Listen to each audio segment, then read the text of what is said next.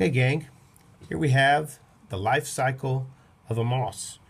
So remember that this moss belongs to the phylum Bryophyta, and this is a plant that is dominated by the gametophyte part of the life cycle.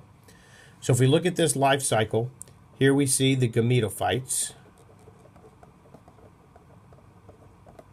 Remember, the gametophyte generation is always haploid. And this gametophyte has the female reproductive structure, which is called the archegonium.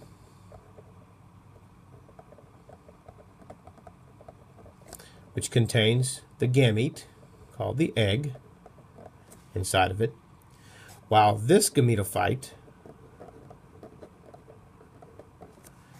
contains the antheridium, with the many flagellated sperm. Now remember, when we looked at these plants in class, they were growing in that petri dish, or like growing outside, very, very small plants, non-vascular plants growing very close together. And they have to have water on the surface for fertilization to occur. And the reason for this is that sperm has a flagellum, and it has to actually swim from one plant to the next, and it enters the archegonium down there to fertilize the egg. After fertilization occurs, we begin to see our new sporophyte generation, which is growing out, right out of the archegonium.